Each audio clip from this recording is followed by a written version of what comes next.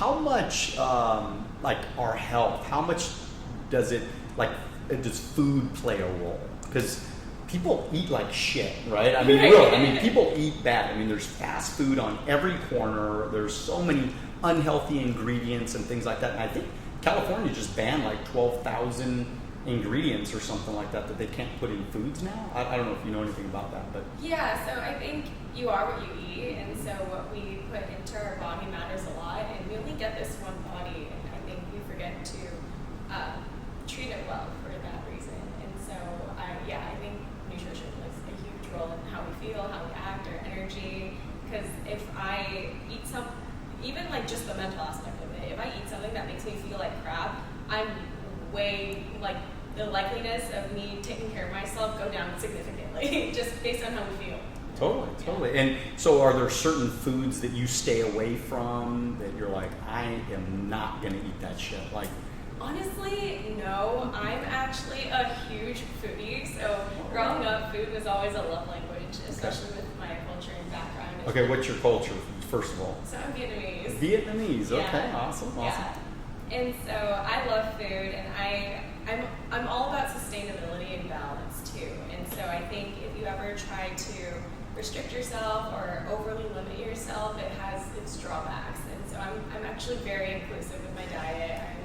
It's very diverse, and I make room for everything. So you're not opposed to eating something fried, or because I'm sure in the Vietnamese recipe there's got to be some fried foods in there somewhere, right? Yeah. So no, I'm not opposed to it. So you'll eat it still, right? Of course. Okay, all right. So how do you then balance all that with, like, do you just make sure that you know, so let's just say it's Sunday, right? And you go to your mom's house and you have this big, I saw on your Instagram, you have like a big spread at your mom loves to cook, right? Yeah. So big spread, and then maybe there's some unhealthy things in there somewhere, and you eat it. So do you like just eat good for the next few days to kind of get yourself back going, or it doesn't matter? Like, I'm personally really good at things like moderation and discipline, and so I'll make sure that it fits into my macro targets. Okay. And so if I know I'm going to be eating really low protein, really high fat, really high carbs at the end of the day when I'm at my mom's,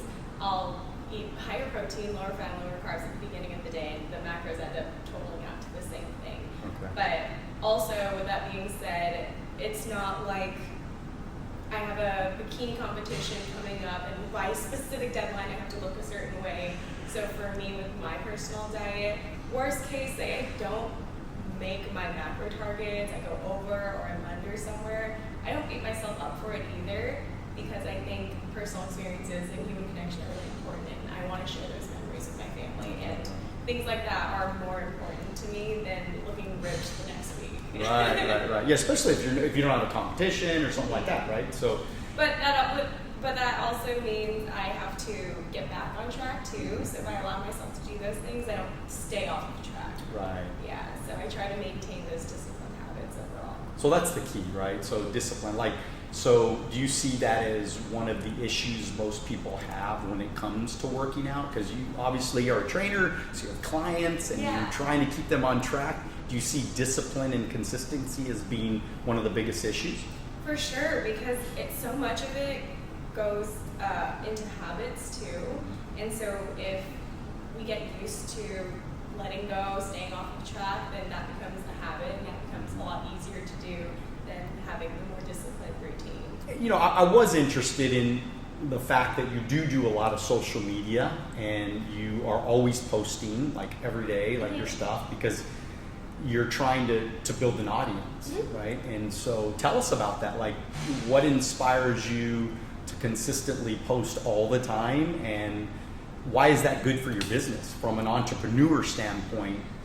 From an entrepreneur standpoint, I think it's important to also nurture my audience, not just grow it, so to continuously provide value for them and educate them. And then integrity in fitness means a lot to me, especially with me falling short due to just decades of marketing and not knowing better, or having trainers who I trusted to be experts give me misinformation. And so I think it's an absolute privilege to play a role in feeding people accurate information based on science, research, and evidence. What are some of the pieces of misinformation that you think you see people get that you're like, that's not right? Oh my gosh, I don't even know where to begin. There's a few, right? Yeah, Okay. there are a lot. I think the highly restrictive diets are one that bug me a lot when people take out entire food groups or villainize food. And so I think it disrupts people's well-being in general, both physical and mental, of not understanding why they can't have those or going into spirals from the insane restriction. Mm-hmm. And so things like, so at the end of the day, so if we're talking about weight loss, for example, mm-hmm. fat loss, Mm-hmm. It's simply calories in, calories out. You have to be in a calorie deficit, so you have to either be burning more calories than you're eating or eating less calories than you're burning. Right. And you'll lose fat that It's way. kind of a no-brainer on that part, right? I mean, losing Kind of, weight. but it gets confusing when people see things like the keto diet or the Right. carnivore diet. They're like, oh, so eating fat is what's making me fat, or like eating things that aren't meat are what's making me fat. But it's just as simple as those people are getting results because they're consuming less calories than they're burning. Oh And my there are God, I'm many so ways to do glad it. you said that because I've been telling that to people for like so many years. I'm like, without, being a jerk about it, it's like, wait a minute, you're just consuming more calories. Like, you don't have to have the double. Like, you can have a hamburger, Yeah. right? You just don't have to have 3 hamburgers. You know what I mean? Because 3 hamburgers times is way over your limit for the entire day in one meal. You know what I mean? Right. And so if you keep doing that every day, you're never going to, I don't care how much you work out, you're never going to lose weight because you keep eating more than what's burning.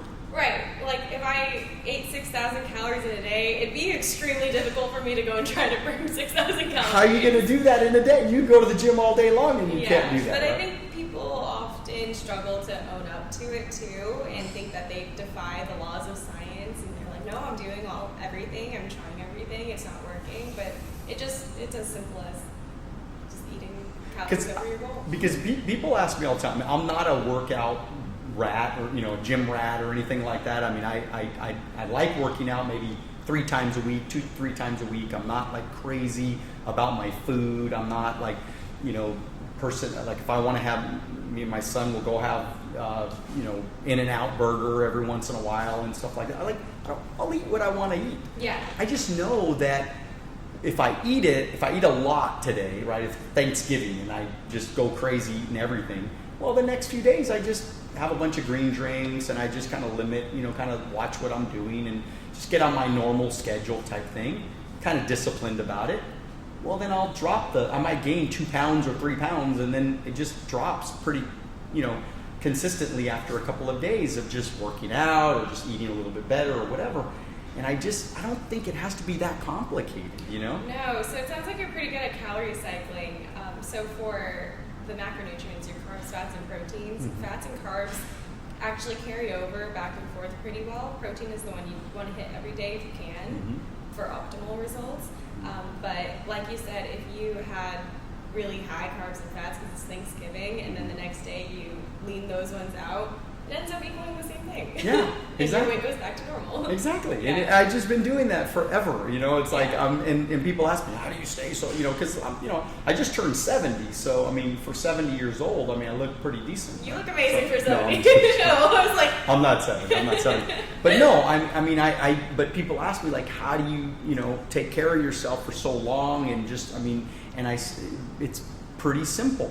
Now, again, more about like the macros and all that kind of stuff, and I probably am not getting a lot of gains because I'm probably not eating enough protein and things like that. So I'm never gonna get big because I don't like overly do my I don't know. Tell me about that. If somebody wants to add bulk to them, how do they do that?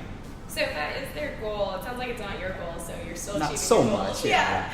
So I would definitely utilize resistance training especially for bulking up and prioritize getting in those calories. So if someone's under eating, to eat more and tackle that goal first, and then try to increase their protein intake. So I usually recommend 0.7 to 1 gram of protein per pound of body weight. So if you weigh 140 pounds, to try and consume 140 grams of protein. Okay. And so how many grams of protein are in like a piece of chicken or something like that? How many? In like would you 4 say? ounces of chicken breast, I believe it's 22 grams of protein. So that's a lot of chicken. Like you got to eat.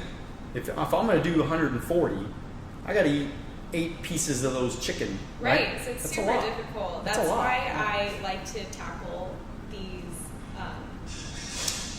goals in steps. Okay. So I compare it to school. If you tried to major in all the subjects, you'd probably be shitty at all of them. Right.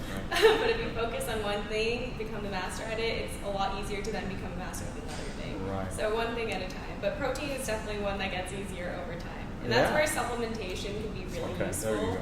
I don't think it's 100% necessary, but if it serves a purpose in your life and it's working well for you, they're great. Then do it. Yeah. That's cool. If you like this video and you would like to watch another clip, click right here. If you want to watch the entire podcast, click right here.